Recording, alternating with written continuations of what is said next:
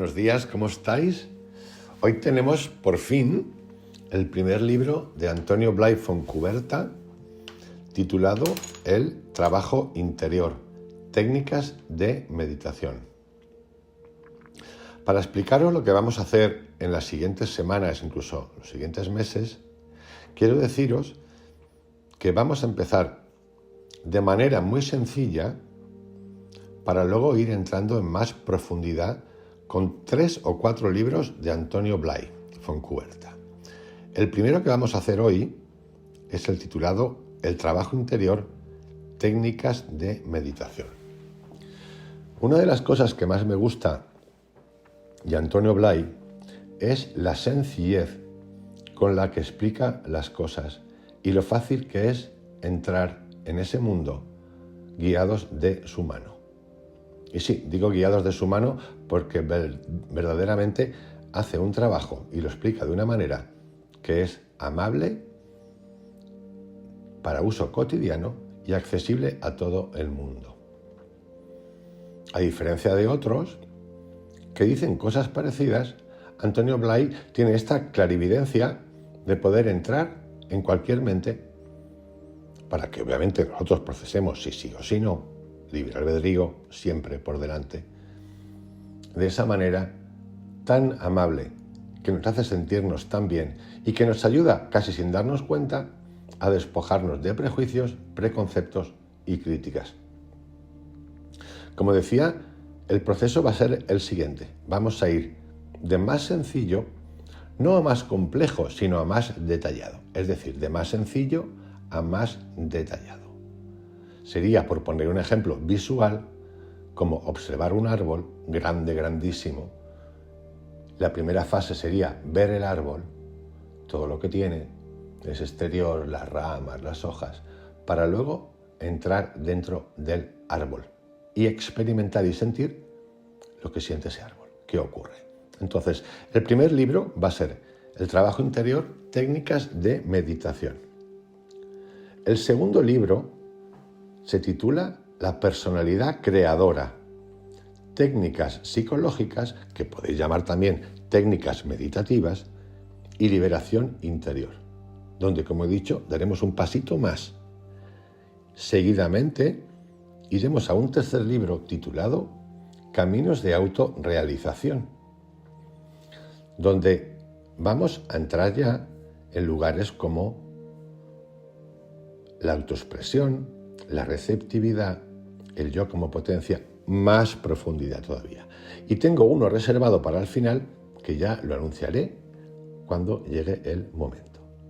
Pero para entendernos en este primer audiolibro del trabajo interior, técnicas de meditación de Antonio Blay, iremos, este será el primero y luego habrá 2 más en los que profundizaremos. Dicho esto, vamos a comenzar. Y como siempre hago, quiero comenzar explicando de antemano cuál va a ser el esqueleto o el índice de las cosas que vamos a hacer, que es bastante sencillo. Vamos a empezar con unas explicaciones teóricas que son muy básicas, del tipo hacernos la pregunta ¿por qué hacer el trabajo interior? ¿Qué es la mente? ¿Qué es la atención? Modalidades de trabajo interior, la oración, el yapam, que ya explicaremos qué es, la autosugestión, la concentración, la meditación, qué dificultades nos podemos encontrar en el camino. Pasaremos en segundo lugar a la práctica, con un esquema de trabajo, donde nos explicará una primera fase y una segunda. Luego tenemos un apartado cortito que pertenece a 5 conferencias que tienen que ver con el tema de la concentración, que para mí también es atención.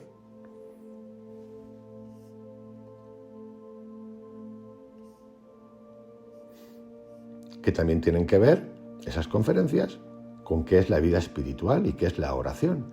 Que también tienen que ver con qué es el silencio, que tienen que ver con cómo progresar en el trabajo interior,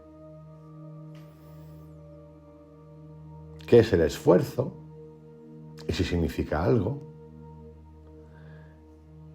y que es el arte de vivir en paz con uno mismo. Entonces, como veis, está dividido en 3 partes súper sencillas. Una teoría, unos ejercicios práctica y luego 5 conferencias que son como charlas, pero que en realidad son cursos, mini cursos, en los que hablaremos de la concentración, de la oración, del silencio, del progreso en el trabajo interior y qué es el esfuerzo y la pasividad y el arte de vivir en paz. ¿Con quién? Con nosotros. Porque si nosotros tenemos paz, el mundo tiene paz. Aunque suene muy grandilocuente, pero básicamente es así. Dicho esto y explicado el índice de lo que vamos a hacer, pues solo nos queda más que empezar. Y empezamos con la teoría. Y dice así: ¿cuál es la necesidad del trabajo interior? ¿Qué es el trabajo interior? ¿Por qué hacer trabajo interior? ¿Qué nos lleva a entrar, como tantos otros, gente común, como dice Joe Dispenza, y gente no común, aunque son comunes, que dieron el salto hacia el trabajo interior, como Carl Jung, en su libro rojo, como Emanuel Swerendorf, del siglo XVII, del siglo XVIII, que a veces confundo 1700 con el 1600 y cosas así, pero bueno. Y de tantos otros, como puede ser también Anthony de Melo,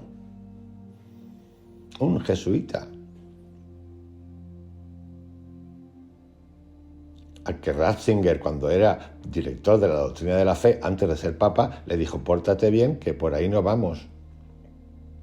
Y tantos otros. Necesidad del trabajo interior. ¿Cuál es la razón de ser del trabajo interior?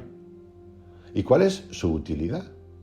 A grandes rasgos, la necesidad del trabajo interior puede resumirse en 3 apartados.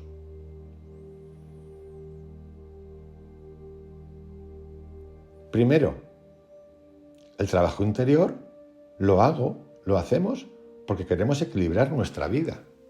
En nuestra sociedad actual vivimos desbordados por una multitud de impresiones, de exigencias, de urgencias, que nos obligan a estar constantemente dependiendo del exterior, que nos obligan a estar continuamente atendiendo asuntos, problemas, gestiones, y que nos inducen a estar siempre en movimiento, en acción. Digamos que vivimos en una sociedad de la acción. A veces llegamos hasta puntos en los que la inacción se considera negativa.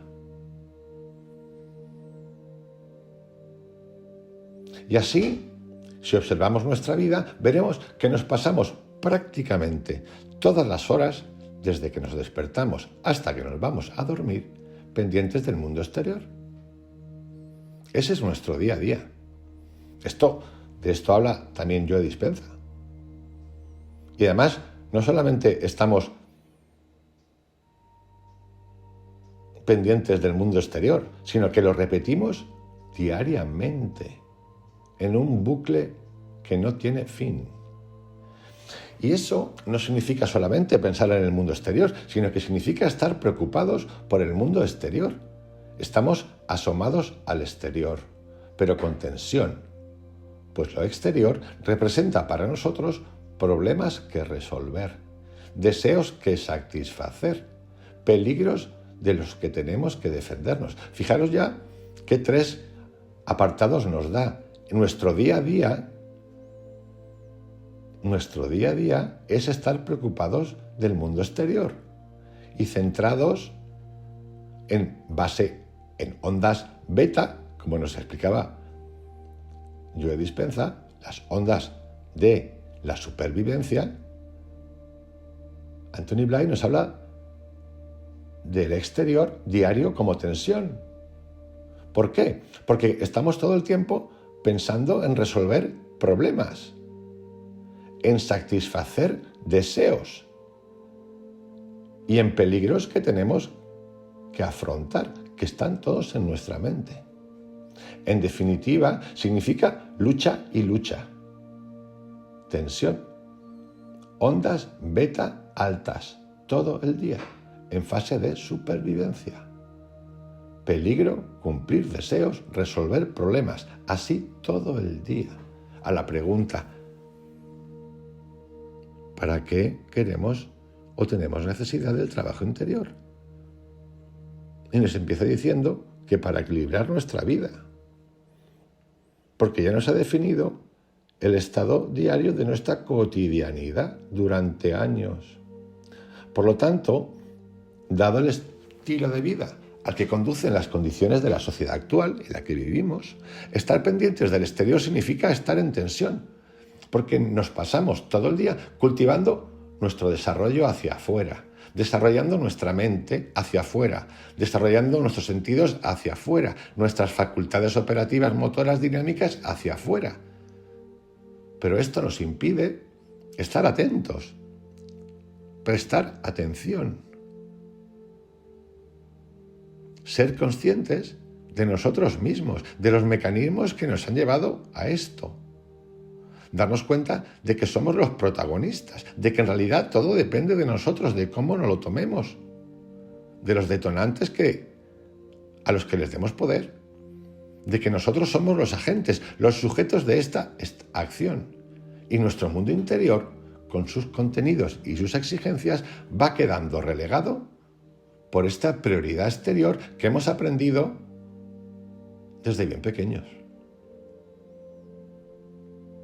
Así no es de extrañar que se produzcan en nosotros estos estados de fatiga y de angustia, y toda esa gran variedad de trastornos y distonías neurovegetativas que son del dominio de la medicina psicosomática.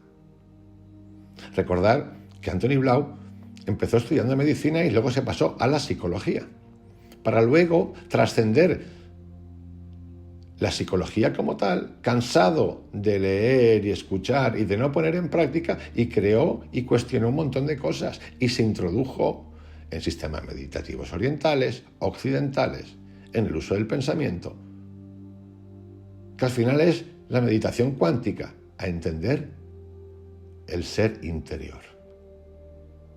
Nuestra vida fisiológica se resiente, de este estado de tensión.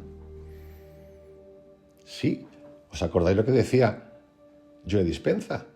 Ese estado constante de estrés que es buenísimo para el cuerpo y que el cuerpo lo necesita, el ser humano lo necesitamos para solventar cosas, pero no puede estar todo el día on, porque si está todo el día on, nos afecta ¿a dónde? Fisiológicamente, al cuerpo, a la salud. Vamos, que nos crean enfermedades, para entenderlo. Nuestra vida fisiológica se resiente de este estado de tensión, de supervivencia, provocándonos insomnio, hipertensión. Lo padecemos en el estómago, en el estreñimiento. Se padecen muchos trastornos frente a los cuales el médico se ve impotente para actuar, pues nos dice que no tenemos nada, que nuestro organismo está bien, que los órganos están sanos. Nos dice que simplemente se trata de un trastorno funcional. Y aunque esto parece que alivia mucho al médico porque nos puede ofrecer un diagnóstico, nosotros nos quedamos con la misma alteración, con el mismo trastorno que antes. Para consolarnos nos da algunas pastillas, algunos sedantes, pero sabemos que estas medicinas, aunque nos calmen los síntomas, a cambio, por cierto, de una pequeña intoxicación del sistema nervioso químico, no nos resolverán en absoluto el problema, el cual volverá a presentarse una y otra vez. Fijaros aquí lo que está diciendo Antonio Blay Fontcuberta, que es psicólogo. Está haciendo un análisis respetuoso, sin necesidad de ser dañino a nadie, acerca de algo y de un mundo en el que él ha estado envuelto durante mucho tiempo. El hecho de que el estado de estrés, esas ondas betas, nos llevan a los estados que nos afectan el cuerpo, que los médicos nos cultivan, nos quitan el síntoma, que nuestro cuerpo parece estar bien, en principio está bien, pero que nosotros seguimos sufriendo. Para esto sirve el entrar en el preguntarse acerca del cultivo del interior, necesidad del trabajo interior. Esta tensión hace que nuestra vida afectiva no pueda desarrollarse y no pueda adquirir una hondura, una amplitud y un equilibrio. Así vemos que todo el mundo anda con el ánimo crispado, con una susceptibilidad a flor de piel y que por cualquier motivo surgen disputas o problemas. Atentos porque Antonio Blay falleció relativamente joven. Nos está hablando de cosas que han pasado hace tiempo, porque pensamos que ahora es cuando estamos verdaderamente estresados. El mundo lleva estresado, o nosotros, hace mucho, mucho, mucho tiempo. Donde eso es más evidente es donde conviven las personas.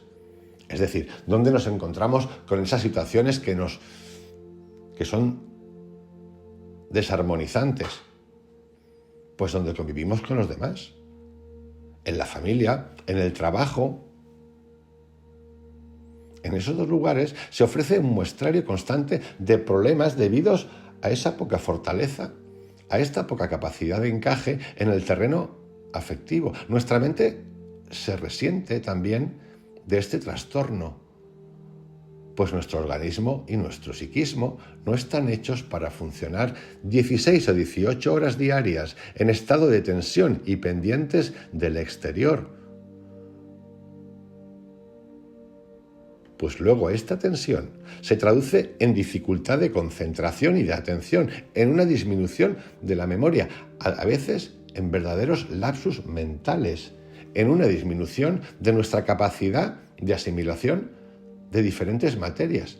Nos afecta todo el tiempo ese estrés en grado supervivencia, ese estado respondón constante.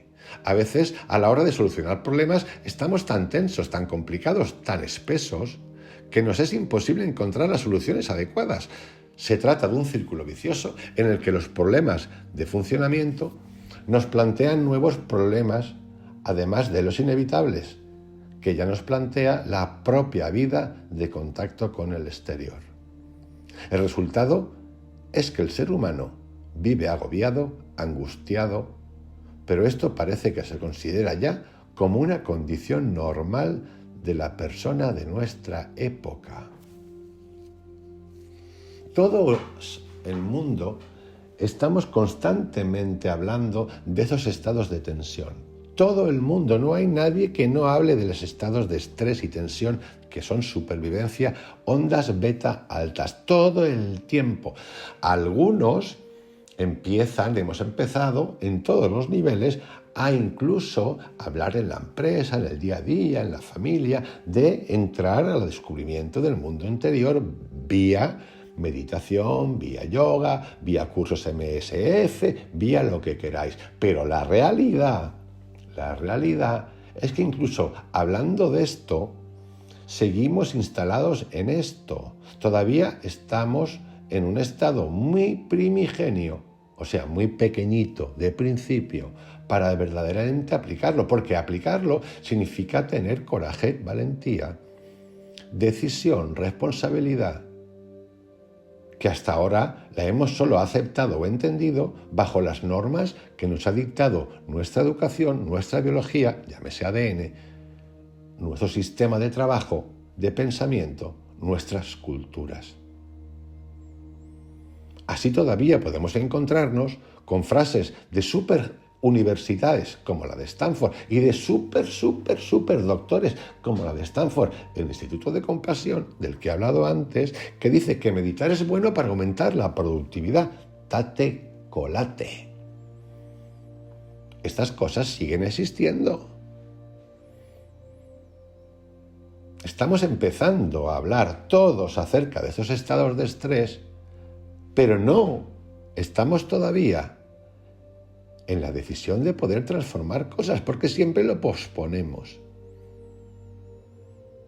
Cuando uno se da cuenta de que esto no va, de que esto no es deseable ni correcto, sea porque ha empezado a sentir síntomas alarmantes o simplemente porque se da cuenta de que vive un ritmo antinatural, entonces busca una solución. Y la solución verdadera no consiste en medicinas paliativas, sino que consiste en recuperar lo que es el verdadero ritmo natural de nosotros mismos, de nuestra naturaleza, de nuestras funciones. Y para recuperar el ritmo, para restablecer ese equilibrio. No hay más remedio que la persona aprenda a descubrirse a sí misma, aprenda a encontrarse a ella misma, aprenda a descubrir cómo funciona, qué es lo que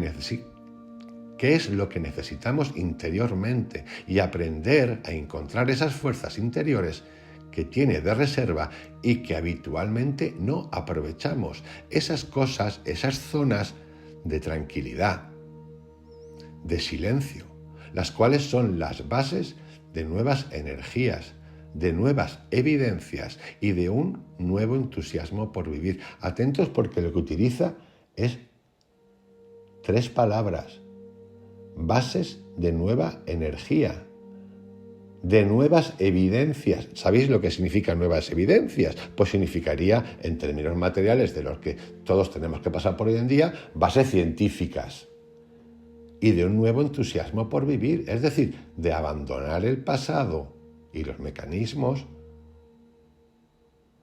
que hemos sido capaces de hacer, porque siempre nos entrega la ley de la atracción para, con conciencia y con conocimiento de qué es lo que quiero y qué es lo que no quiero, poder vivir con entusiasmo. Se dice que el hombre de hoy en día está alienado, con lo cual se quiere decir que está fuera de sí, que está enajenado. En efecto, el hombre está fuera de su eje, no vive centrado, sino que vive crispado hacia el exterior. Y si quiere recuperar su equilibrio, tenemos que aprender a abrirnos interiormente, a vivir nuestro mundo interior al mismo tiempo que vivimos en el mundo exterior. Y sólo así evitaremos esa crispación, esa basculación constante, los opuestos, la noria, subidón de emoción, bajada de emoción. Y sólo así evitaremos esa crispación, esa basculación constante hacia esta parte puramente exterior de la vida. Entonces, el trabajo interior se convierte en un remedio eficaz, absoluto, definitivo, para sanar esos trastornos funcionales, esas distonías neurovegetativas y, en general, todas las enfermedades que son consecuencia de un modo anormal, no centrado, que son consecuencia de un modo defectuoso de estar en el mundo. Esta es una de las primeras razones que nos da Antonio Blay de por qué trabajar el trabajo interior. Pero también nos dice, la segunda, que sirve para mejorar nuestra personalidad.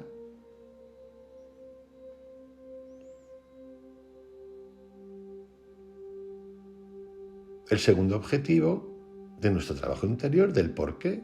Hay personas que, aunque pueden tener esos problemas, no se dan cuenta de ellos. Quizá porque esos problemas no alcanzan en ellos una urgencia, una gravedad. Por otra parte, sienten con más fuerza la necesidad de desarrollar unas nuevas capacidades, porque la vida exterior lo exige. Esto es increíble, porque esto es lo que hemos estado haciendo muchos de nosotros todo el tiempo.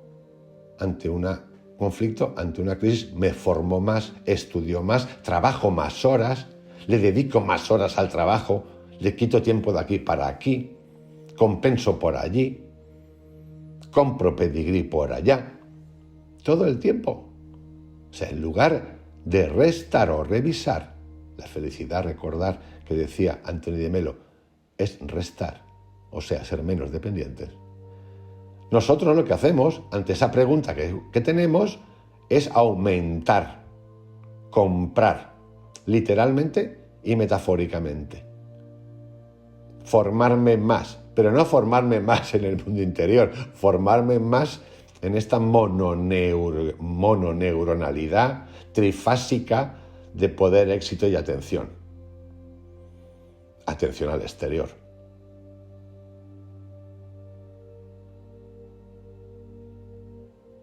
Hay personas, nos dice, que aunque puedan tener esos problemas, no se dan cuenta de ellos, quizá porque esos problemas no alcanzan en ellos una urgencia, una gravedad. Por otra parte, sienten con más fuerza la necesidad de desarrollar unas nuevas capacidades, porque la vida exterior lo exige y se dan cuenta de que si pudieran dar un rendimiento superior, tendrían unas posibilidades profesionales, sociales, mayores que las que tienen actualmente. El ejemplo que he puesto de la super psicóloga bióloga de Stanford. Medita para ser más productivo. Wrong, como dirán, wrong. También se da cuenta la persona de que si quiere ser más capaz,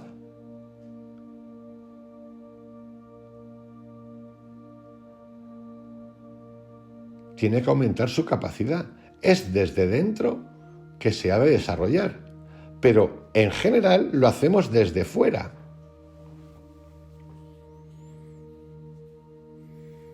Evitamos trabajar con la cultura interior de las facultades.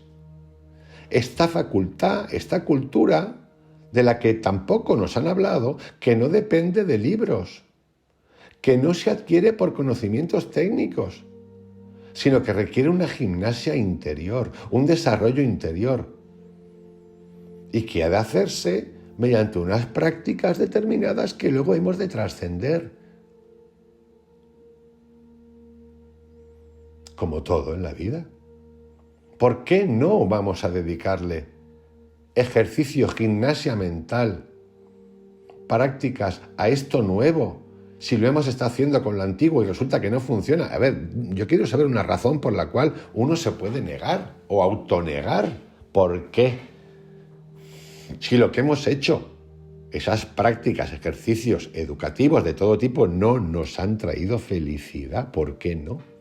Algunas de las cualidades que se pueden desarrollar mediante el trabajo interior son las siguientes: tener una mayor serenidad para afrontar situaciones, tener una mayor fuerza personal, una mayor capacidad de impacto personal, sobre todo personal, tener una mayor capacidad de concentración, atención y de asimilación,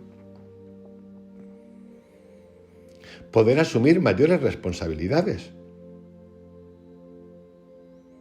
Poder asumir mayores responsabilidades. ¿Y qué significa esto? Hacerlo desde un lugar interior.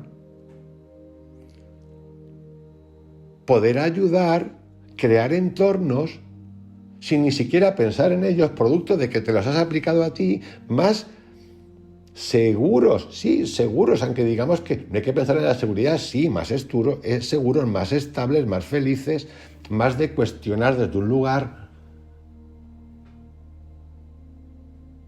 más estar hacia adentro y menos hacia afuera.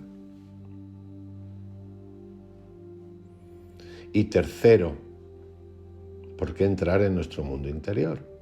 A descubrirlo. Porque es un camino para llegar a descubrir la propia verdad interior. Esto es especialmente importante para las personas que no se satisfacen viviendo solo las exigencias inmediatas. Los objetivos de la vida, los objetivos que la vida les propone en distintos momentos, sino que sienten la necesidad, sentimos la necesidad de comprender el porqué de la vida y el porqué de las demás vidas, que sienten una necesidad de conocimiento, de verdad, una necesidad de conocerse más a sí mismos, una necesidad de ser más uno mismo, y que sienten la necesidad de descubrir y acercarse no solo a la realidad íntima de sí mismo, sino también a una realidad suprema, a esto que intuimos y que le damos el nombre de Dios o el absoluto o la luz o lo que queráis. La parte mística. Sí.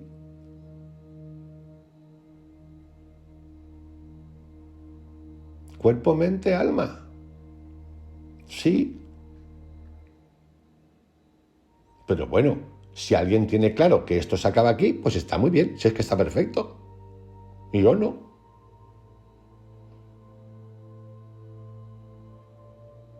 El trabajo interior se convierte, pues, en un medio para llegar a descubrir por vía experimental esa naturaleza espiritual, esa realidad interior y vivirla, convertirla en experiencia viva, logrando que la espiritualidad, la realización espiritual, no sea solo una creencia, una cosa puramente teórica, sino que sea una realidad viva, algo vivido experimentalmente. Y aquí es importante, para que nadie se engañe, ni siquiera yo, o me autoengañe, el añadir que esta búsqueda interior, que tiene muchos caminos y muchas maneras de acercarse a ellas, no quiere decir acercarnos a través de instituciones religiosas, pero eso también quiere decir, y no quiere decir, que haya gente que lo haga a través de eso y encuentre su camino.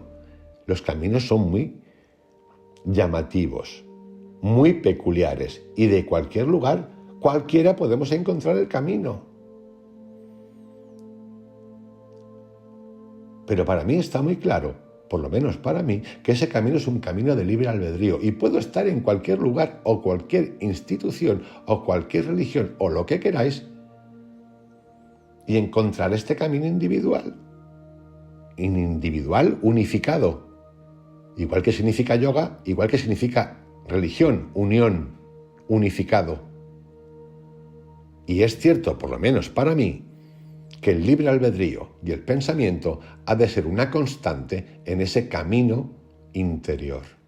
Nadie tiene el poder de decirnos ni la técnica, ni la ideología, ni el concepto, ni la práctica. Lo que puede haber son recomendaciones. En el momento que alguien pretenda, y eso es lo que yo pienso y lo llevo como mi Sancta Sanctorum, o que intente llevarme por un camino que me obligue, que me haga adicto, que me haga dependiente y que se arrogue el derecho a la razón y a la verdad, yo salgo escopetado. Y en el tránsito me quedaré con cosas que me gusten y las que no me gusten las desecharé. Porque como dice Krishnamurti, el que empieza libre, acaba libre. Y si yo o tú o los demás no tenemos esa facultad de libertad de poder decir no, entonces no somos libres. Y ese no tiene que ser un no natural.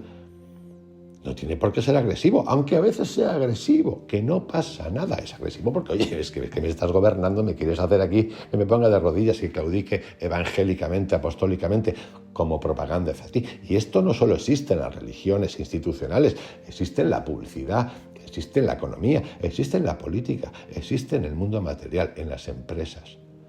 Hay empresas que tienen hasta un cargo que se llama evangelizador jefe, Chief Evangelist. Google tenía uno, o tiene uno, ahora no sé si tiene uno, pero yo sé quién es. Vamos, lo he seguido y todo. Lo he seguido, me refiero conceptualmente, para escuchar lo que contaba. Y para mí ese es el camino, y es el secreto, el libre albedrío. La mente como instrumento esencial.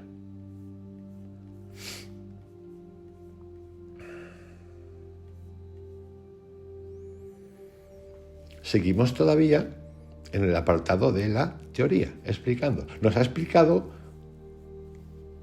Antonio Blay acerca del por qué hacer un trabajo interior. Y ahora nos va a explicar la mente como instrumento esencial. ¿Qué significa?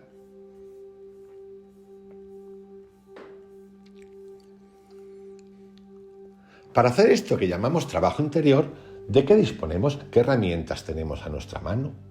¿Cuáles son los instrumentos? El instrumento esencial del trabajo interior es la mente. Con lo cual, ya estamos todos contentos, porque de entrada no tenemos que comprar nada, no tenemos que hacer ningún gasto. Escucha, es gratis. Y esto es magnífico. Es gratis, está en nosotros. Esto es igual que cuando nos dicen Dios está en ti, y ya, pero ¿qué significará eso? Pues mira, por lo mismo que acaba de decir Antonio Blay. ¿Qué necesitamos? La mente. ¿Quién? Nosotros. La metacognición de la que habla Joe Dispenza. ¿Qué es la metacognición que tiene el ser humano? La capacidad que tenemos solamente nosotros, que sepamos, de poder revisar, repensar, visualizar, volver a mirar nuestros pensamientos. Eso es la metacognición. Pero con la mente se nos plantea enseguida un problema curioso. Porque la mente es un instrumento de trabajo, pero al mismo tiempo es el principal obstáculo para el trabajo. Veamos por qué. Nuestra mente se ha acostumbrado a funcionar de un modo muy tenso, muy acelerado, crispado y superficial, porque, como hemos dicho antes, necesita estar constantemente atendiendo necesidades y exigencias del exterior, que es lo que hemos cultivado siempre. Y como estas necesidades y exigencias van involucradas cosas de valor para la persona, incluso de mucho valor, prestigio, dinero, poder, os pongo algunos, éxito. La persona no solo pone interés e inteligencia en la solución de sus problemas, sino que también pone miedo a perder, ansia por no tener y desesperación por verlo inalcanzable. Todos hemos pasado por ahí, yo he pasado por ahí por todas. No me salvo ni me excluyo de ninguna. Esto hace que la mente ya no funcione en su capacidad puramente intelectual, sino que quede envuelta por estos mecanismos afectivos que lo tratan. Es decir, nos está contando que la herramienta que tenemos gratis a nuestra disposición es la mente. Hasta aquí todo clarísimo, fantástico. Pero claro, es que nuestra mente, que tiene esa capacidad de metacognición, está habituada a 40 años de lo mismo. Entonces ya me contaréis, que ahora nos lo contará él, cómo hacemos para empezar a decir a la mente, hacer un reset. Unos llamarían ponerlo a cero, otros llamarían desmemorizar. Yo lo que creo y lo que me gusta más es la de comprender esa mente, cómo ha funcionado, con todo lo que me ha entregado y transformarla, añadiéndole una nueva, llamemos información, que es la que yo quiero, que tiene conciencia, a diferente de la otra. Del mismo modo que si pusiéramos unos objetos dentro de unos engranajes en una maquinaria, la trabarían, también todos los miedos, las impaciencias, las angustias, son verdaderos obstáculos que impiden el normal funcionamiento de nuestra maquinaria mental. Yo no lo explicaría así como lo ha explicado él, sino que, como en la mente, que es energía, en la vibración del pensamiento, no diferencia entre bien o mal, sino que entrega lo que pensamos. Digamos que esta maquinaria nuestra ha estado trabajando de una manera, ya se ha hecho súper cómoda, va súper suave, porque ya lo tiene aprendido, y ahora lo que habría que hacer de alguna manera es decir, primero, parar la ruedita. Y ahí sí que puede haber que no quiero parar. Otros dirían que lo que habría que hacer siguientemente es hacer la marcha atrás, que bueno, tiene una parte que podríamos verla así, voy a hacer marcha atrás a revisar, y claro, hacer marcha atrás, si habéis conducido un coche, os daréis cuenta que no es lo mismo que conducir marcha adelante, es bastante complicado. Pero para entendernos, estos serían los ejercicios, sería el planteamiento. Tengo una mente trabajando de una manera habituada durante 40 años y ahora tengo que pararla, cuestionarla, entenderla y trascenderla. Y eso a veces crea discordias. Normal. Marcha atrás es una cosa conduciendo y marcha adelante es otra totalmente distinta. Esto sucede porque nuestra mente se ha acostumbrado, y aquí nos lo explica, a funcionar así. Se ha acostumbrado a buscar continuamente, a pasar de un objeto a otro con rapidez, sin ahondar, sin sopesar las cosas con profundidad, con serenidad, y está corriendo siempre al galope. De tal manera que cuando queremos imponerle el silencio, no lo conseguimos. La mente va por su camino propio y adquiere autonomía, y muchas veces nos cuesta trabajo seguirla. Por eso la mente, que es el medio de conocimiento, el medio de toma de conciencia o de conciencia, como habitualmente funciona con un ritmo acelerado, superficial y distorsionado, se convierte en un obstáculo cuando queremos manejarla para ahondar en nosotros, para contactar con lo que pueda existir de positivo en nuestro interior. Por eso, muchas veces, y nos lo dice Joe Dispenza, es cuando acontecen las crisis, cuando nos acontecen las crisis brutales, emocionales, afectivas, materiales, de ruina, que nos da por pensar de otra manera, decir, ay Dios, pero ¿qué puedo hacer ahora? Sí, es así, y por eso también Antoni Blay y Joe Dispenza y otros nos dicen, ya, pero es que podemos empezar a trabajar antes de que eso ocurra. Es más, podemos hasta empezar a trabajar para que eso no ocurra. Y que no ocurra porque estás conectado con otra vibración. Y cuando la persona quiere ahondar, se encuentra con que no puede. Yo este ejemplo lo tengo conmigo. Quise hacerlo solo, en un momento de crisis fuerte. Y estuve una semana autoconvenciéndome de que podía hacerlo solo. Y la verdad, yo que soy anti-guru, anti-coach, anti todas esas cosas que ya os he contado antes, dije, no, Tate, no puedo. Y pedí ayuda y aparecieron una cantidad pequeñita pero potente de personas que me ayudaron muchísimo, respetando mi libre albedrío, pero yo me entregué y acepté porque no estaba capacitado, producto de mi historial, a hacerlo solo, porque estaba trabajando mi mente todo el tiempo con los mecanismos de antes, con lo cual me estaba engañando todo el tiempo. Actuaba por derecha, por izquierda, por arriba, por abajo. Me decía que sí, lo que decía que no, por lo tanto necesité una ayuda. Llamarla como queráis, yo que he sido un súper cuestionador y que lo sigo siendo desde un lugar pacífico ahora, o creo que pacífico ahora, de que necesitaba una ayuda para enfrentar mi mente, que claro, era trabajar con lo mismo. Es como el que roba y se hace el mismo juicio él mismo. Pues ¿cómo va a salir? Libre. Es un ejemplo.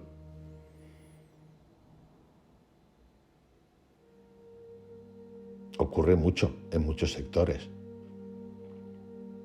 Y cuando la persona quiere ahondar se encuentra con que no puede. Cuando quiere concentrarse se encuentra con que la mente se le va, se le escapa. La persona no es capaz de contactar con su propio interior porque nunca se ha interesado por ello. No se ha educado en esta dirección. Otra causa que convierte la mente en obstáculo lo constituye el que nos hemos acostumbrado a buscar soluciones a todos los problemas a través del pensamiento. Como los problemas del mundo exterior los manejamos por medio de esta capacidad de simbolización, que es nuestro pensamiento y nuestro lenguaje, cuando sentimos un problema interior y queremos ahondar en él, no sabemos adoptar más que esta misma herramienta, la del intelecto, la lógica, el verbo y el pensamiento, y el mismo procedimiento que utilizamos para lo exterior, el simbolismo del pensamiento y del lenguaje. No nos han dejado y no nos hemos dejado contar ni cuestionar el hecho de que hay cosas que se pueden resolver desde otro lugar. ¿Y por qué no? ¿Y por qué no? Pero nuestra realidad interior no podemos descubrirla mediante el pensamiento. Nuestra realidad interior necesita de otras capacidades mentales que no son el pensamiento. Necesita de nuestra lucidez, de nuestro intelecto, pero no de nuestra capacidad de razonar, la cual es una de las capacidades elementales de nuestra mente. Pero como en la vida diaria no utilizamos más que esta capacidad, queremos utilizar esta misma capacidad para resolver problemas interiores, porque a un problema de ansiedad, de control de otro, le queremos aplicar lo mismo. Y claro, cuando te dicen, no, deja de controlar, pues no lo entiendes, porque tú le quieres aplicar el mismo sistema que has tenido.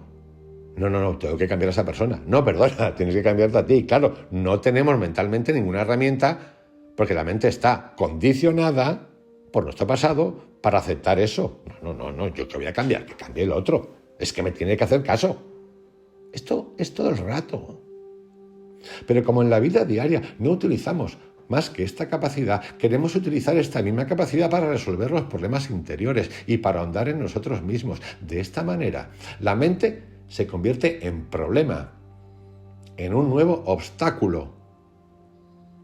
Cuando tratamos de descubrir de un modo más directo qué es nuestra esencia, nuestra realidad, nuestras fuerzas vivas. Es decir, tenemos el mecanismo gratuito que es nuestra mente, pero como está atrofiada por limitada, educativamente, ancestralmente, genéticamente condicionada, esa misma mente que es nuestro recurso está atrofiada. O sea, es nuestro propio límite también. Por lo tanto, tenemos que dar un paso más y reconocer que eso es así, verlo, para poder empezar a sacarle brillo y caras al diamante en mente que tenemos, y hay que pulirlo. Como el diamante. El diamante en sí, salido de la roca, de la piedra, de la montaña, no es nada, no tiene valor. Esto es de nuevo metafórico, el valor se lo das cuando empiezas a pulir caras. ¿Es el mismo diamante? Sí.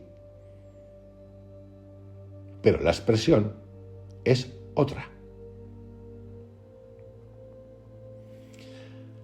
La mente lo contiene todo. Es el medio y es el camino. Más detalles teóricos. Es increíble la facultad que tiene Antonio Blay para, a diferencia, esto es una comparación que voy a hacer con otros, como puede ser Dispenza, William Walker Atkinson, los antiguos, Charles Haanel, Krishnamurti, cualquier otro que podamos hablar, incluso este señor que hace el seminario Fénix, que no recuerdo ahora cómo se llama,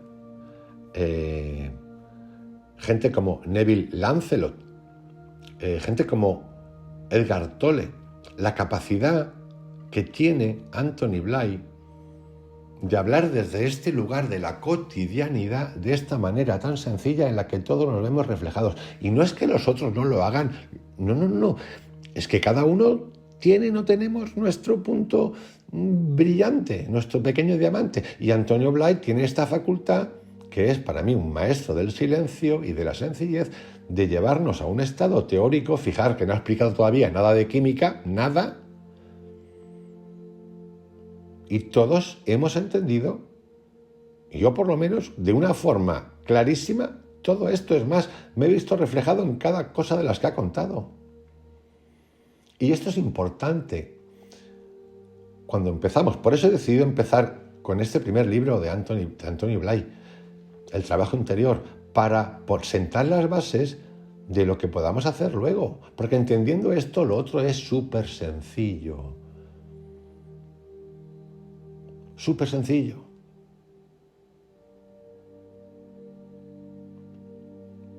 Y así continúa dentro de la teoría. Todavía estamos en la teoría, primer apartado, y luego entramos a la práctica, donde nos va a hablar de la atención, y lo llama atención y el mirar.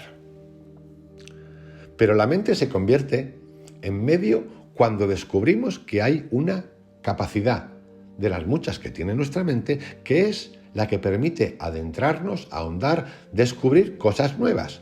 Y esa capacidad nueva y a la vez antigua, esa capacidad especial, que es la que se necesita para este trabajo de descubrimiento interior, es la atención sostenida.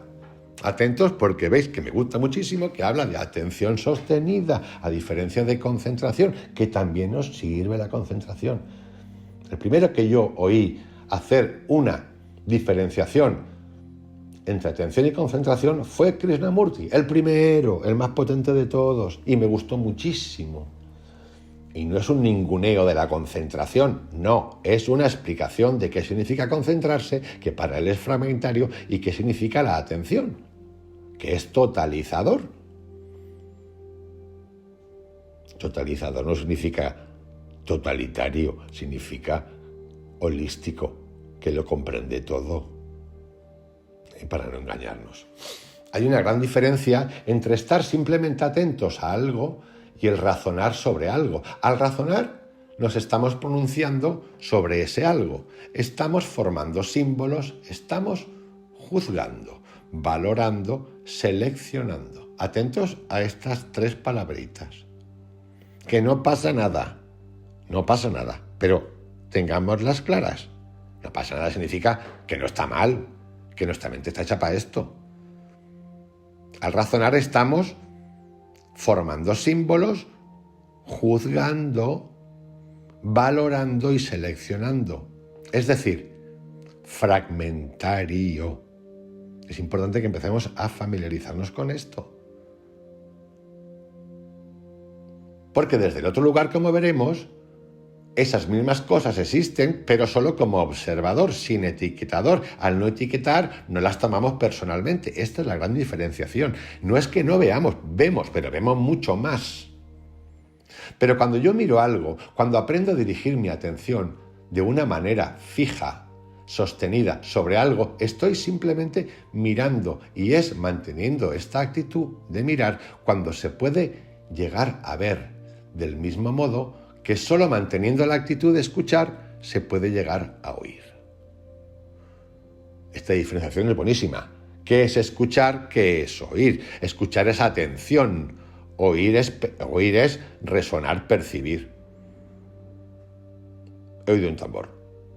He oído un ruido de un tambor. Vale. Eso es oír. Escuchar es otra cosa.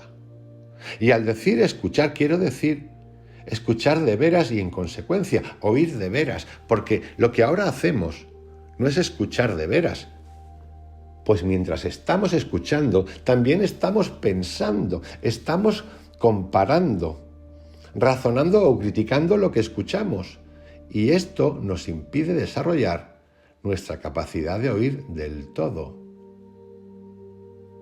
Como estamos tan acostumbrados a escuchar de este modo, que en realidad para mí es oír, ni siquiera nos ha pasado por la mente la idea de que realmente existe la capacidad de escuchar del todo. Uno cree que ya está atento, que ya está enterándose de todo, pero luego, cuando la persona tiene que repetir o dar cuenta de lo que ha escuchado, se evidencia que la persona solo ha cogido unos pequeños fragmentos de lo que se ha dicho. O los ha escuchado como ha querido. Este es el ejemplo de cuando nos llega un mensaje de WhatsApp y estamos en un estado peculiar de energía, respondemos en base a eso que creemos haber leído, que nunca se ha escrito, hasta que el otro nos dice, pero tío, pero qué barbaridad me has contestado. Yo nunca te he dicho eso. Tú me has dicho eso.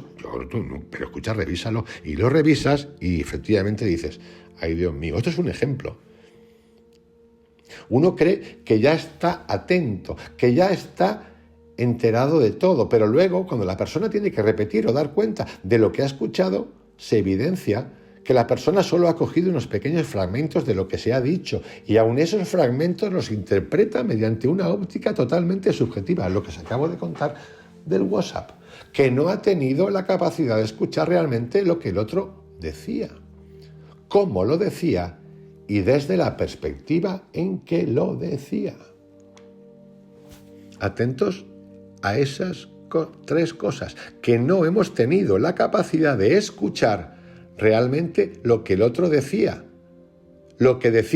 cómo lo decía y desde la perspectiva que lo decía. Porque en general lo que suele ocurrir es que todo eso que nos dicen, el cómo nos lo dicen y la perspectiva de cómo lo dicen, nosotros lo que hacemos es verla bajo nuestro estado emocional y mental del momento. Y en base a eso respondemos. Y así solemos estar todo el día. Esto es vital. Esto que acabo de decir es súper importante. Porque esto es lo que se llama prejuicio. Que significa que antes del juicio ya hemos determinado si es culpable, inocente, neutro, amoroso, vengativo, codicioso, lo que queráis. En el sentido de la atención sostenida ocurre lo mismo que en el escuchar. Hemos de aprender a mirar sin razonar, es decir, sin etiquetar, a fijar nuestra atención muy clara, muy despierta, muy lúcida, en un acto simple de mirar, aunque a primera vista esto nos parezca muy tonto. Pues como se dice en forma de chiste, los mochuelos se fijan mucho. A pesar de que parezca una cosa tonta, es preciso practicar para llegar a descubrir que ahí está la clave más importante para entrar en el mundo interior. En este mundo oculto, en este mundo de posibilidades inmensas que hay en nuestra mente y en nuestro corazón. Y me voy a quedar con esta frasecita fantástica que dice: en este mundo de posibilidades inmensas que hay en nuestra mente. ¿Os suena de algo? A mí sí. Yo dispensa la meditación cuántica. En ese mundo de posibilidades infinitas que están ahí para que nosotros elijamos cuál queremos que se haga realidad. Si la mecánica de antes, que nos llama la atención cuando nos sale mal, o las nuevas, que son de felicidad, de paz y de amor. Repito, se trata de la capacidad de mirar con una atención sostenida, sin razonar. Después ya razonaremos si conviene, ya que no se trata de abdicar de nuestro juicio crítico, sino simplemente que cuando se trata de mirar, en la medida en que tratamos de razonar, estamos disminuyendo nuestra capacidad de mirar, la estamos condicionando. Cuando miramos, manteniendo esta actitud de atención sostenida, se produce un fenómeno extraordinario. Entonces, la mente adquiere la capacidad de entrar dentro de la cosa que mira, adquiere la capacidad de penetrar. Es lo que el árbol no es la palabra árbol, sino es más cosas. Por eso os he explicado hoy, antes de empezar con este capítulo, con este libro, que vamos a ir de menos a más. Es más, este libro es el primero de una tanda, una tríada, una trilogía en el que vamos a hacer este mismo ejercicio que nos está contando ahora. Vamos a empezar a saber qué es mirar para entrar más profundamente, que lo que dice aquí. Cuando miramos manteniendo esta actitud de atención sostenida, se produce un fenómeno extraordinario. Entonces la mente adquiere la capacidad de entrar dentro de la cosa que mira. Este primer libro es la capacidad primera, para luego en el siguiente entrar en la cosa que miramos. Con el pensar, nosotros solamente representamos las cosas por medio de ideas. No entramos dentro de nada, nos limitamos a tomar fotografías y hacer combinaciones con esas fotografías, con los datos, con las ideas. En cambio, a través del mirar, aprendemos a hacer el contacto del foco de nuestra mente con otros focos que existen en nosotros, sea al nivel del sentimiento, sea al nivel de la intuición, de la sensación, de lo que sea. Y cuando mantenemos esa atención sostenida, entonces se produce una penetración de nuestro foco mental dentro de ese otro sector del sentimiento o de la sensación. Entramos en él y al penetrar se produce el descubrimiento de unas fuerzas que transforman la mente, transforman la capacidad de vivir.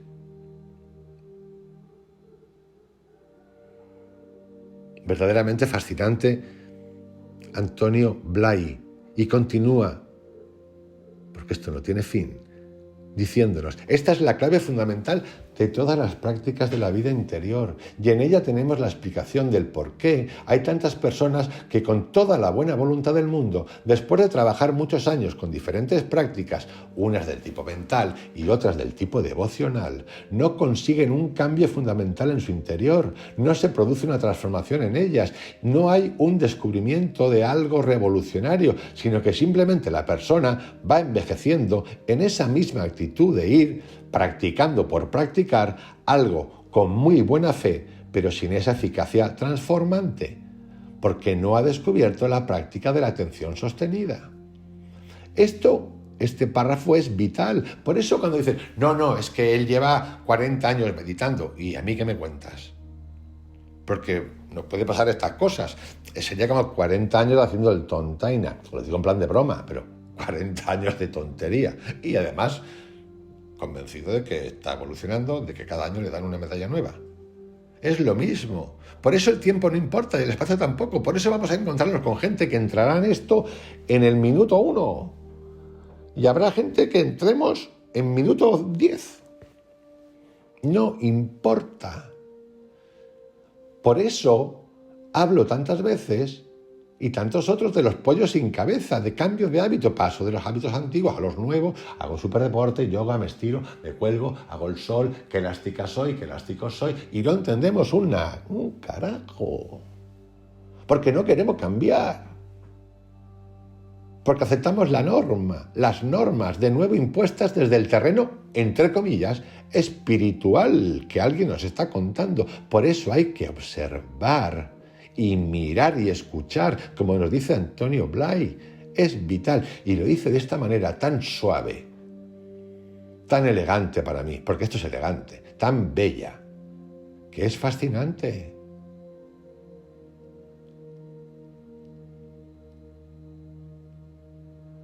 La repito, esta es la clave fundamental de todas las prácticas de la vida interior, y en ella tenemos la explicación del por qué hay tantas personas que con toda la buena voluntad del mundo, después de trabajar muchos años con diferentes prácticas, las que quieran, unas de tipo mental y otras de tipo devocional, no consiguen un cambio fundamental en su interior.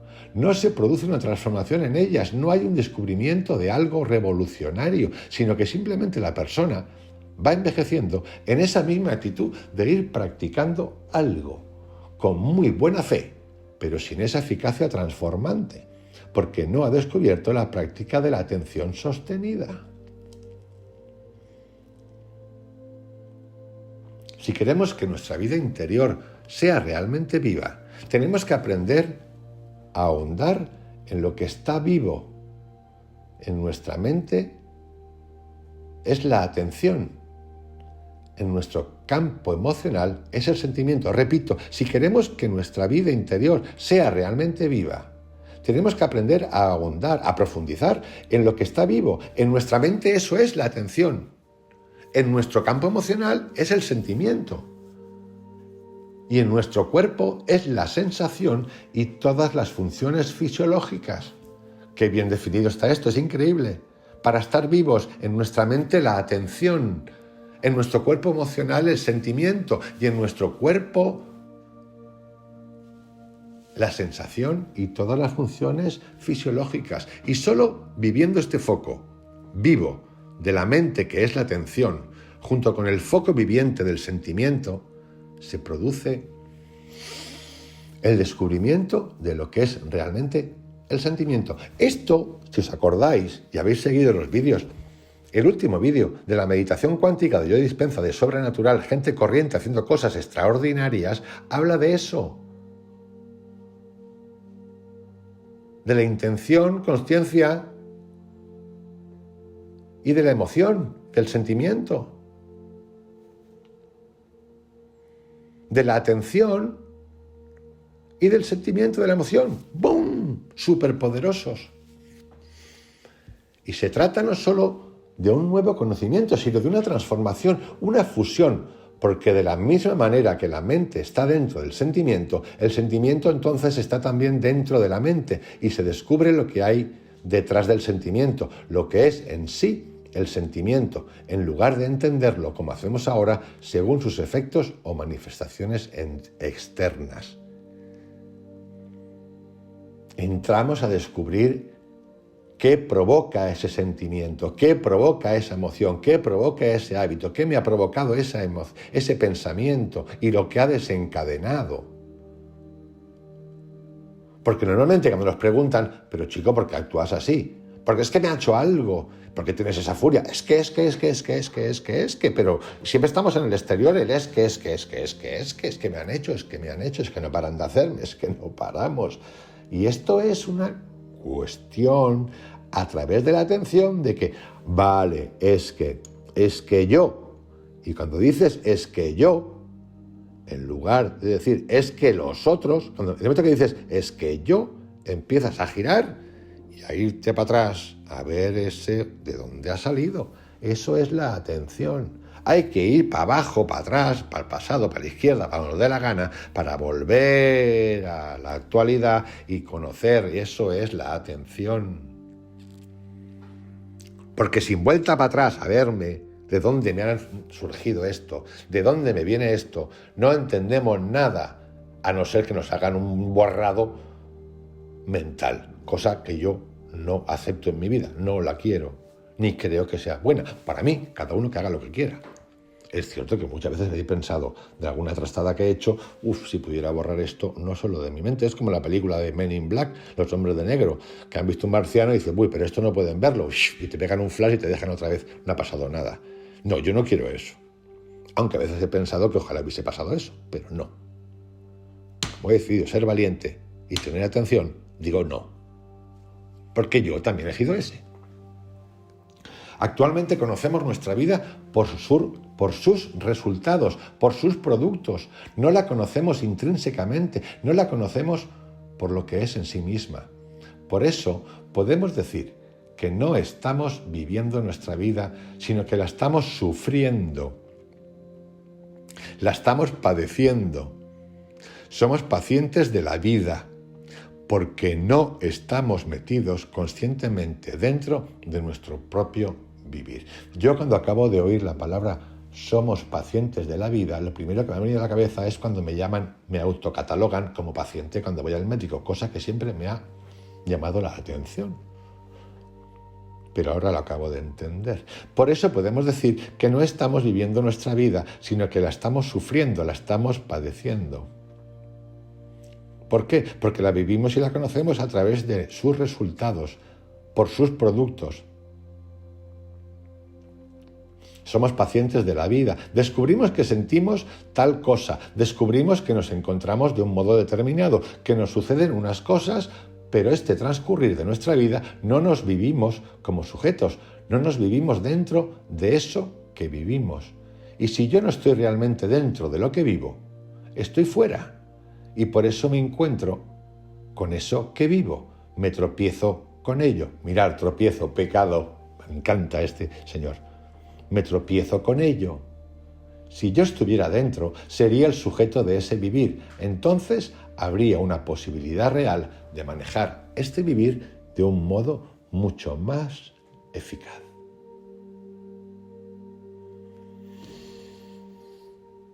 Y ahora vamos a continuar. Recordar que seguimos todavía en la fase teórica, que es la primera parte, que la está explicando con detalle. Vamos entrando más. Hemos hecho la teoría, por qué hacer el trabajo interior. La mente como instrumento que contiene todo, gratis. Nos ha explicado la atención, qué es la atención. Y ahora nos va a explicar qué modalidades hay para hacer el trabajo interior. Está súper entretenido. Así que vámonos a las modalidades del trabajo interior, que está muy chulo. Como veréis, es algo fascinante, es alguien fascinante. A mí me gusta muchísimo. Lo cuenta todo y lo recita de una manera tan suave y tan bella. Para mí es elegante. Y creo que es alguien a considerar muy mucho para empezar por primera vez con la meditación, la atención y trabajar sobre nosotros. Continuamos. Modalidades del trabajo interior. Existen muchas formas de trabajo interior. Aquí nos limitaremos a 5 de ellas, las que consideramos de efectividad más comprobada y con cuya práctica se consiguen resultados realmente importantes. De nuevo, esta es su recomendación.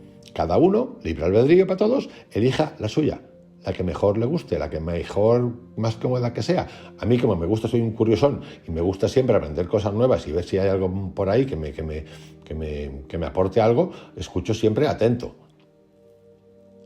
A veces escucho, digo que no y un medio año después vuelvo a esa. También, normal, perfecto, genial. Entonces él nos va a recomendar 5. En primer lugar, describiremos brevemente las técnicas propiamente dichas para que cada uno pueda elegir la que esté en mayor afinidad con su manera de ser. Es que es bravísimo este señor. Te da a elegir. Fijarse es grandísimo. Que voy a hacer un comentario. Joe Dispenza, al que yo valoro muchísimo, aprecio muchísimo, utilizo sus técnicas. Igual que las meditaciones taoístas o de los sistemas budistas que hay.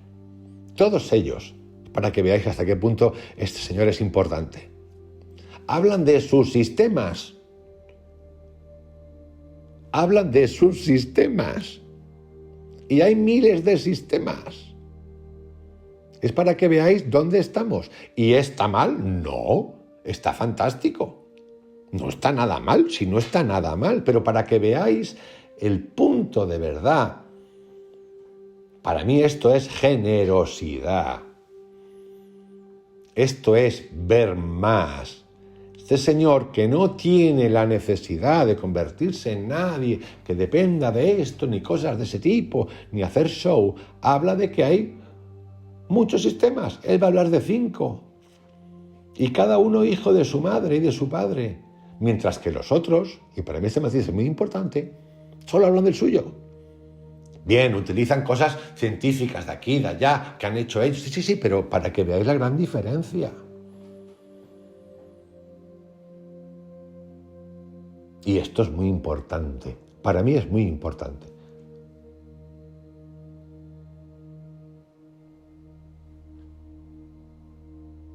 En primer lugar, describiremos brevemente las técnicas propiamente dichas para que cada uno pueda elegir la que esté en mayor afinidad con su manera de ser. Imaginaros por un momento, es que quiero seguir un poquito con esto porque me hace mucha gracia y me gusta mucho, que, yo qué sé, hacemos un curso de Mariano Alonso Puig o del mismo Joe Dispenza, y que cuando empiece el curso te diga, mira, a ver, yo voy a contar mi curso, pero voy a contar una cosa, vamos a hacer un apartado aquí de media hora, 1 hora, donde voy a contar que tenéis otros cursos para hacer.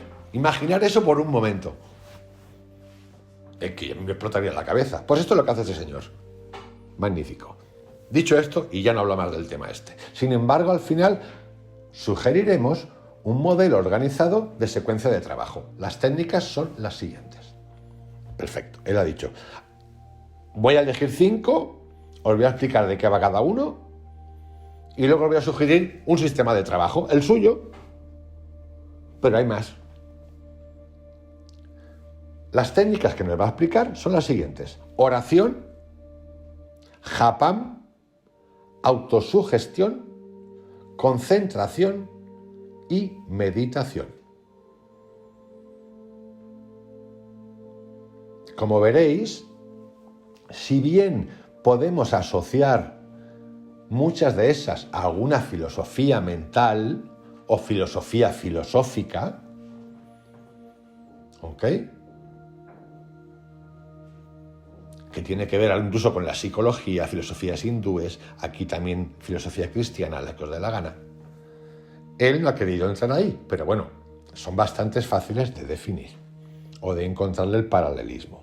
Repito, las técnicas son oración, japam, autosugestión, concentración y meditación. Oración. Esta es la primera modalidad de trabajo. Esta técnica se dirige especialmente a las personas que tienen ya una inquietud de tipo religioso. Naturalmente, el trabajo interior puede tener otras aplicaciones fuera del terreno religioso o espiritual, pero el aumentar las técnicas no podemos descartar a la oración. Pero al enumerar las técnicas hemos de hablar de la oración. Aquí yo haría un matiz. La oración no tiene por qué ser religioso porque quieras ser religiosa o tengas un concepto religioso institucional de las cosas. Religión puede significar, de hecho significa unión. Obviamente las meditaciones, los tipos de meditaciones y ejercicios que aplican los monasterios budistas, las filosofías budistas, cristianas, monásticas, sufíes, las que queráis, tienen un componente institucional religioso.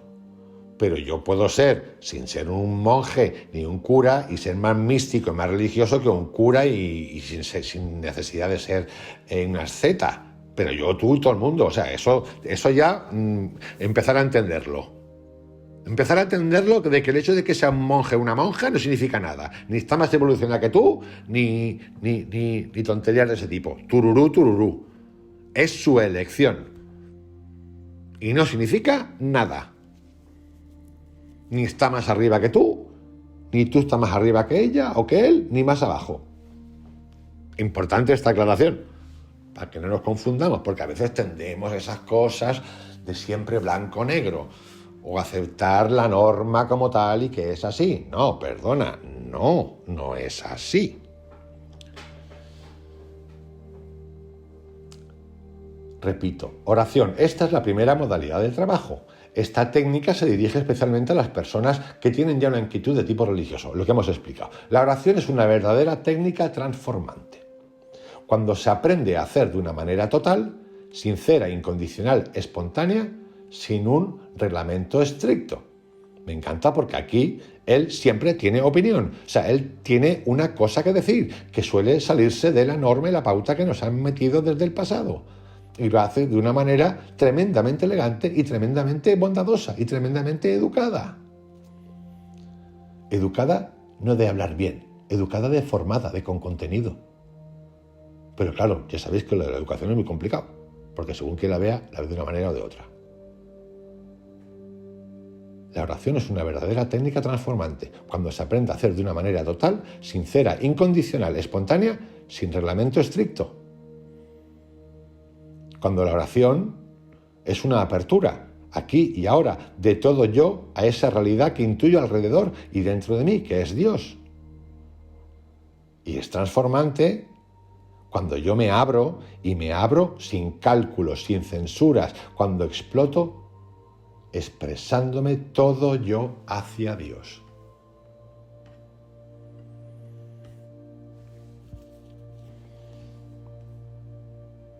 La oración, por lo tanto, es lo más alejado de la recitación de unas frases, de unas fórmulas.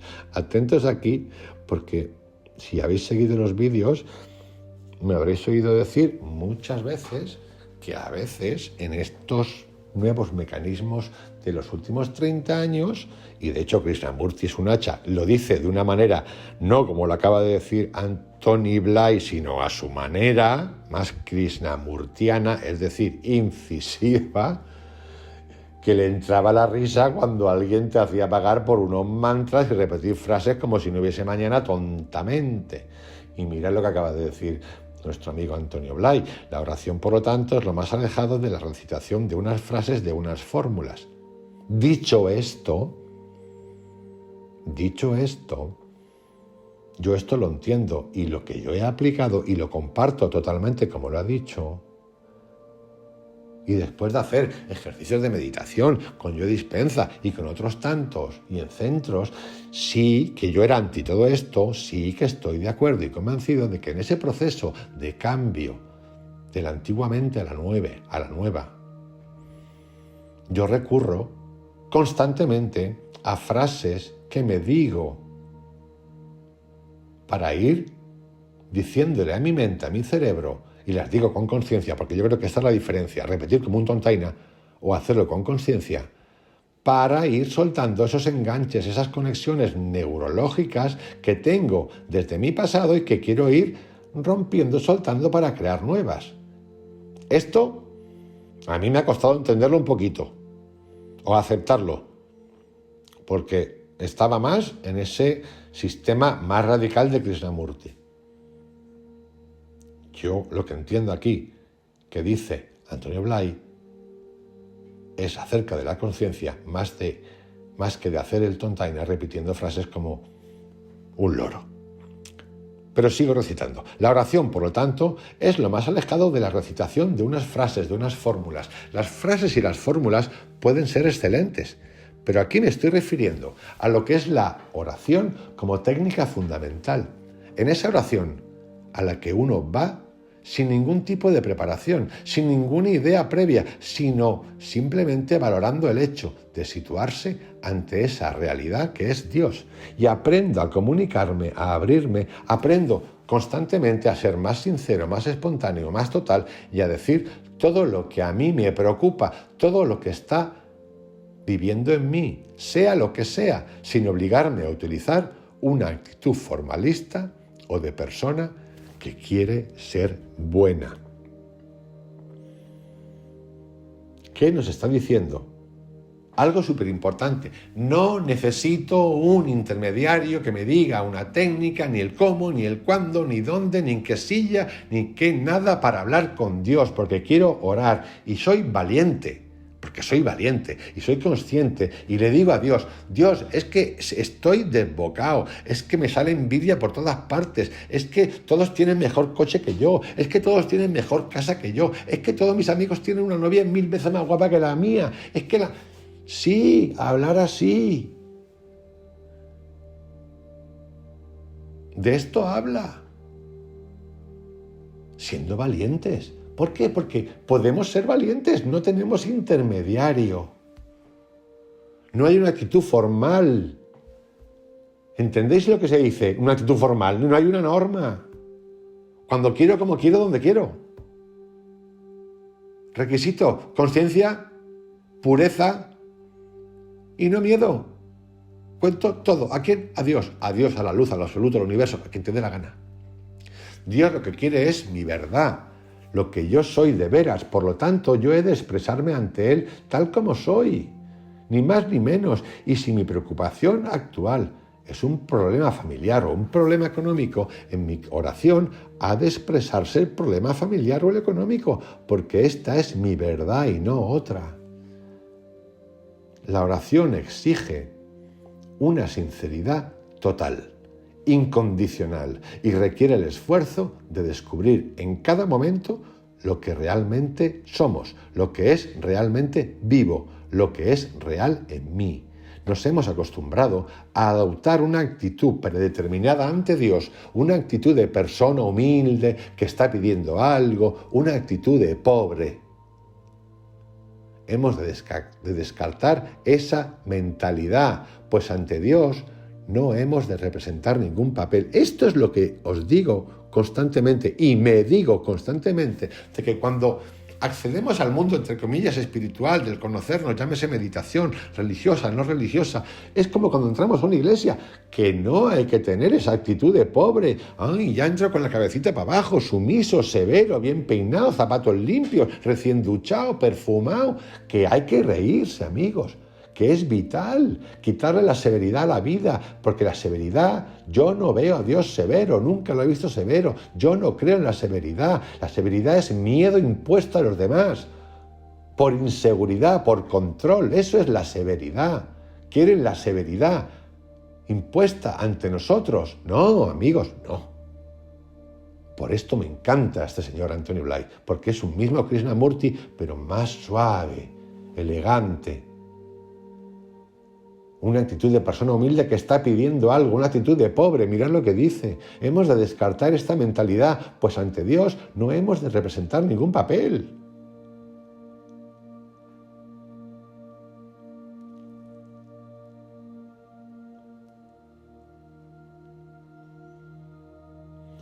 El otro día vi el documental, que esto lo he contado ya, del Dalai Lama, al que me encanta, y el que he visto su película esa, Kundun, os lo aseguro ya, estos 2 años más de 40 veces, porque me fascina, en un documental con Desmond Tutu, el de Sudáfrica. Y bueno, al final, me encantó el documental, súper bien hecho, los 2 personajes son de verdad de nivel galáctico. Fijaros la cosa, ¿no? Desmond Tutu le hace bailar, lo quiere bailar, entonces el Dalai Lama se queda ahí como si fuese de piedra, solo movía la manecita. Entonces sale su traductor de inglés y dice, es que bailar está prohibido. Entonces era una risa porque fue un momento de decir, ay Dios mío, que el Desmond Tutu lo quiere hacer bailar y no se puede bailar porque está prohibido. Y el Dalai Lama no sabía qué hacer y movía la manita. Lo que pasa es que estos dos son 2 elementos de un nivel que es fascinante, pero os pongo un ejemplo de tontería, para mí. Quizá en la vida he aprendido a hacer muchos papeles. En mi casa hago un papel, en el trabajo hago otro, con mis amigos otro, pero ante Dios eso no sirve. ¿Cómo soy yo cuando me quedo sin papeles, cuando me quedo sin personajes que representar? ¿Cómo soy yo, desnudo, auténticamente desnudo por dentro? Yo en mí mismo, y tratar de expresar eso que yo siento cuando trato de ser yo mismo ante la vida, yo mismo ante mis problemas, ante mis miedos, ante mis ambiciones, mis deseos, ante lo más elevado, ante lo más bajo, y expresar esto, entonces esta oración es transformante. Cuando todo yo me vuelco hacia Dios, cuando todo yo vacío todo mi interior y lo comunico intencionalmente, deliberadamente a Dios, cuando yo me vacío de todos esos contenidos, expresándolos, cuando yo me vacío de mi yo personal, entonces es cuando queda sitio para que Dios me llene de Él. Entonces es cuando puedo sentir una vida nueva que me penetra, que me transforma y me dirige. Esta es la auténtica oración, y toda oración que no se haga así no es verdaderamente oración. Y vamos a hacer aquí un inciso. De hecho, voy a dividir el libro en varios capítulos. Mi intención era hacerlo todo en uno, pero veo que no va a ser posible. No quiero hacer un vídeo, audio de 7 horas. No. Así que vamos a parar aquí y el siguiente capítulo seguiremos con la segunda técnica, que es el Japán. Os mando un abrazo, que tengáis un excelente día.